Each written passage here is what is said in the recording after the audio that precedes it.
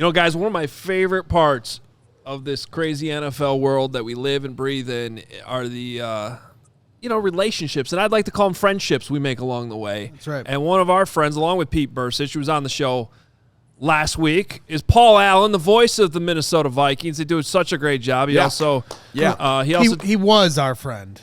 Oh, he's not this week? Now he's our enemy. That's right. What's going on, Paul? No, we're friends. I mean, this would be friendly fire, I guess. And the opportunity to call Vikings games is a privilege and it's a blessing. But not every venue to which we travel is like my favorite or one that I really look forward to. I really enjoy calling games at Soldier Field. Chicago's the bomb, as the city would go itself, at least for me. From Washington, D.C. I mean, I'm from big cities, and now I live in the cornfields. But I love Soldier Field, man. I love you guys, and I can't wait for this game. Yeah, it's going to be fun. I went on Paul's show yesterday. The first question he asked me about was the turf at Soldier Field. And it's a fair one over the years. He's been there. He knows what it usually looks like. Well, Emma, our social team, was there today for the unveiling of the new food that'll be at the stadium, and it was all resodded. Right. That's why he was worried about it. How did it look, though? Emma put it on our Twitter account. It's looking good. Now they got to paint. Now they got to paint it. It doesn't matter how it looks.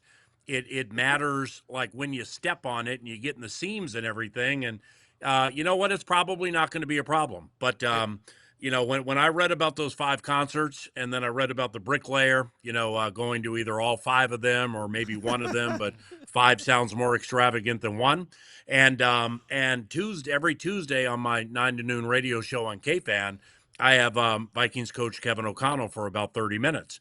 And, whether it's him or some others, now this is Tuesday before a Monday game, I bring this up and they have so many things on their mind about Ben Johnson and Rome Odunze and Grady Jarrett and stuff like that I just didn't feel anybody was taking this field situation very seriously. I mean, it's all fun and games until it comes up a little murky and a little swampy, which it probably won't. But that's how excited I am for this game that I'm already down the road on the field. Paul, let me just confirm that actually you are correct, and it's going to be a problem. The Bears are, not sure that everybody knows this, but they're moving to Arlington Heights, and the city doesn't care about the Bears anymore. That's why they put 5 straight concerts in 5 straight days. So I think you're dead ass right that this will be an issue. Thank you for bringing it to everyone's attention, and I think you should get a raise. So let's just put all that in there. But to ask you an actual question about the game, J.J. McCarthy in the betting world, they have him throwing for more yards than Caleb Williams by 10. Do you think that's correct going into week 1? Wow. It's interesting you bring that up because the producer of my radio show today was going over some props, like a daily fantasy thing that we do once a week. And it was, I think, 31.5 attempts for McCarthy. And I think that's high. I think that number's too high. Now, obviously, game shape and the way the thing works out could change everything. But it's that would be a pass for me, and here's why. Because off the 68 sacks, third most in the history of the NFL, off the 6.3 yards per attempt. I mean, that yards per attempt for Caleb last year was 33rd. There only are 32 teams. So that means some backup L had a better yards per attempt than Caleb with at least 100 throws. And then you get to the career long, which is like 47. And all right, it's only his first year, but 47, I mean, that's light. So does that mean Ben's going to come into this thing, looking to stretch it and do the yards after catch stuff that's going to get 50, 60, 70? Maybe. I think with Caleb and with McCarthy, it's going to be a slow build. So that's too tough for me to call, but I just don't see J.J. throwing 31.5 times. Yeah, I mean, and that's the biggest question, right? I mean, here in Chicago, we're trying to figure out how Ben Johnson's going to call a game with Caleb Williams in his first time being head coach. But then on your side of the ball, obviously Kevin O'Connell has laid a foundation of what the offense is going to be through a bunch of different quarterbacks over the last few years. Obviously Sam Darnold and Kirk Cousins having big years. So that's the question. That's $1 million question we're wondering as Bears fans. Is this offense going to look a little different with J.J. McCarthy with maybe more of an encouragement to run the ball more than maybe they have the last few years. Okay, well, consider this. Now, O'Connell comes in 2022. Cousins has his best season as a pro. Then about the midway point of 2023, Cousins is in MVP conversation, pops his Achilles at Lambeau. We then go through Josh Dobbs, Jaron Hall, and Nick Mullins. Then last year, the Darnold resurgence until the unacceptable game at Ford Field, and then the playoff loss.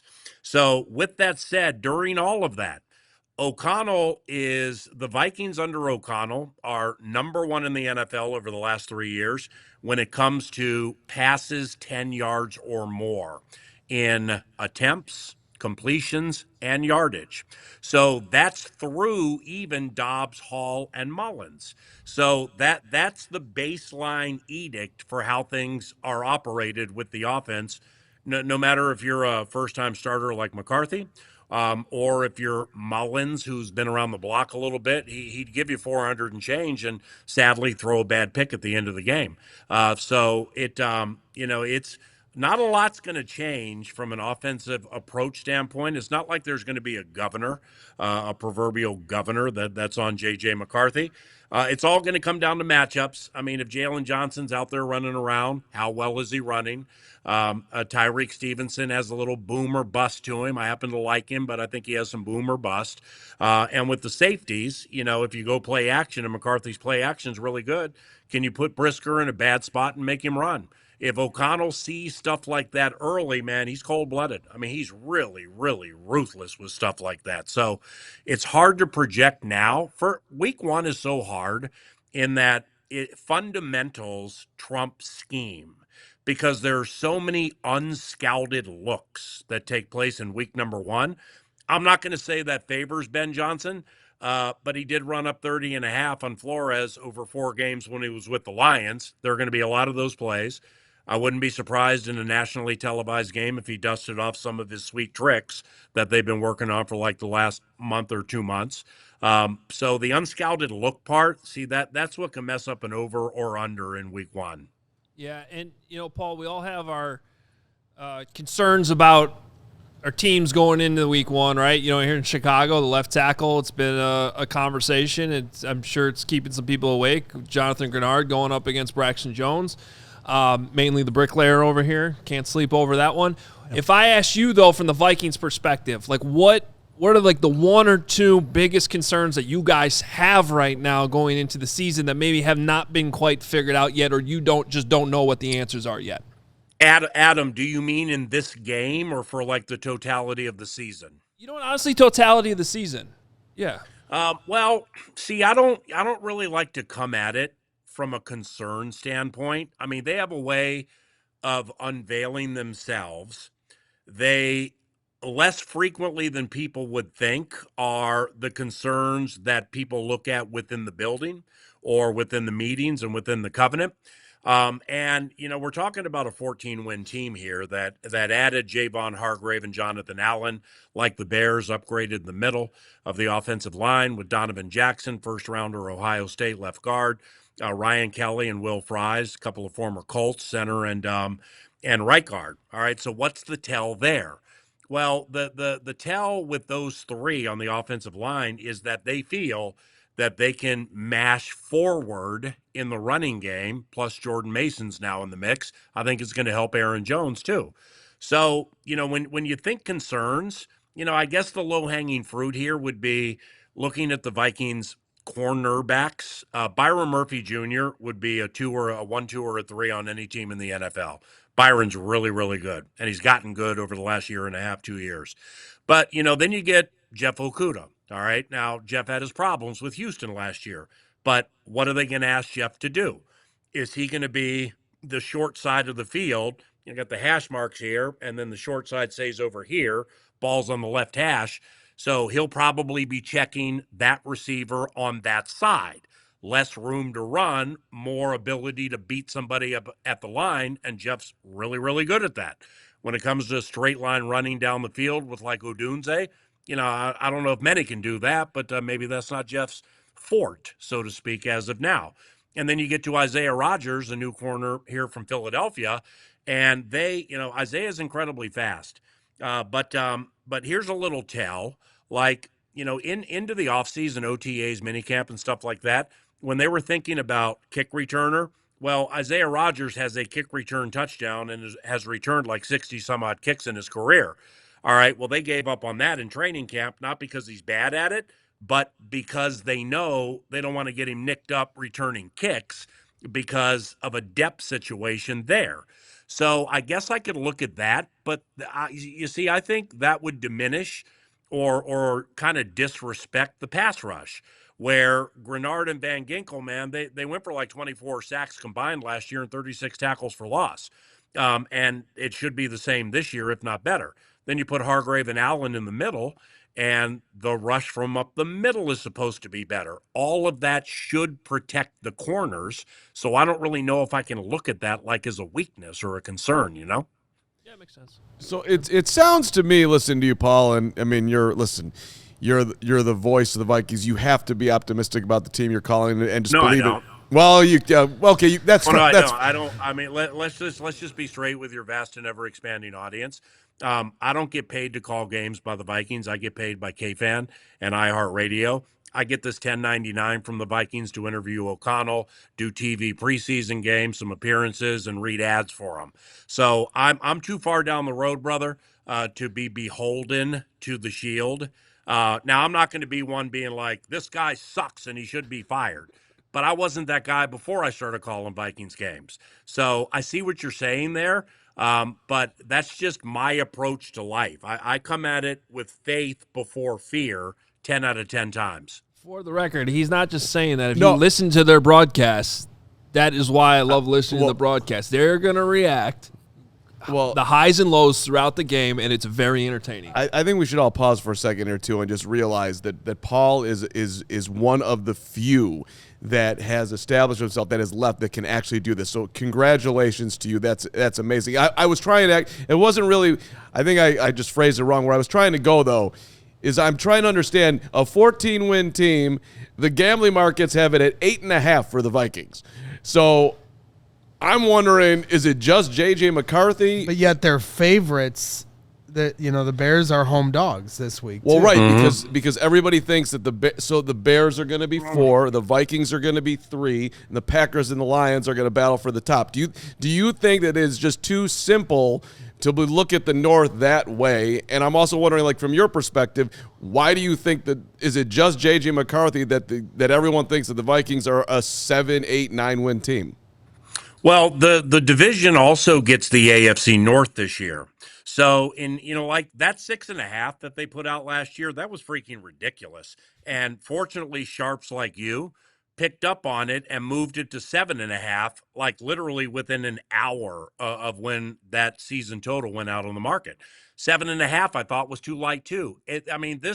This unless you have just unbelievably devastating injuries as a common thread the entire season, I can't see this team winning fewer than 10 games.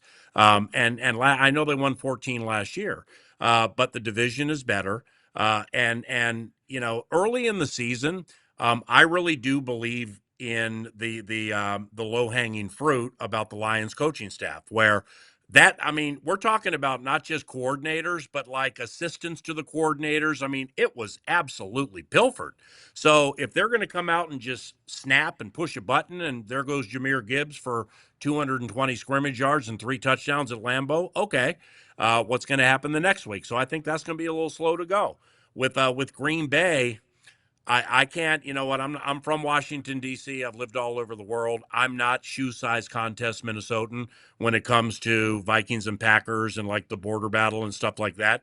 I can't wrap my mind around the quarterback in big games. I've seen Jordan Love, whether it's Dre Greenlaw in a playoff game against San Francisco, the performance at Philadelphia last year in the playoffs. Then Packer fans will hit me with like, yeah, but they won nicely at Dallas a couple of years ago. Yeah, Aaron Jones had 3 touchdowns, and the whole thing was on him. So I like the quarterback. I don't love him. I think they're tied to a pretty risky contract there if this thing doesn't work out. But they're going to be good, and they're young, and I love Edger and Cooper. And I got a lot of respect for Ben Johnson, man. And Dennis Allen, I mean, I've seen enough of Dennis Allen with the New Orleans Saints to know what he can do. Like Kevin O'Connell's so good at what he does. A couple of years ago, we got Josh Dobbs at quarterback. And, all of us, so Josh is running the team to victories, but guys are being left wide open. And, we get to a game against the Saints and Dobbs is rolling. But then in the second half, Dennis Allen did something that changed the whole game. And then the next week, Denver did the same thing. And then that was it for Dobbs. We went to Las Vegas. He threw Jefferson a hospital ball that legitimately sent Justin to the hospital. They won the game 3-0, and Josh never was heard from again. That all started with that second half at US Bank Stadium, guided by Dennis Allen. And I know Kevin O'Connell and coaches like Mike Pettin just have the ultimate respect in Dennis Allen. And I believe in Ben because I've just seen it so much, man, with how he catches teams off guard as good as I've ever seen anybody. So the Bears are going to be better for sure. But that 8.5, I mean, it's a good number. Last year was a bad number, whatever it ended up at. It's a good number this year, man, because hooking the AFC North, and then the Vikings get Philadelphia right out of their bye. It's a tough number, man. So you wouldn't be surprised then if all four teams in the division are within, say, 3 wins of each other. Is that fair? Well, I need to see the Bears rush the quarterback without blitzing. So, I know what Montez Sweat with the 5.5 last year, that's no good. And now when Montez was traded from Washington middle of the season 2 years ago, I mean, I had just the utmost respect for him with how he played after that trade for a team that wasn't going anywhere. So that's who he is for whatever. He probably was doubled and chipped and all that kind of stuff a million times last year. But I need to see the Bears rush without blitzing.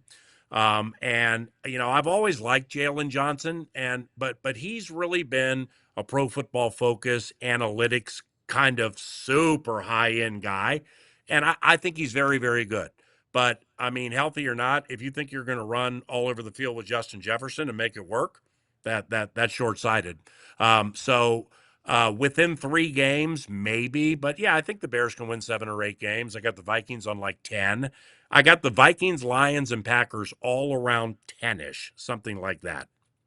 All right, before we let you go, I know you just said I like to live in life faith first before fear, but I'm trying to pull this fear out of you for Monday night. So what are you most fearful, like, that the Bears can win the game with what you look at with what Chicago has?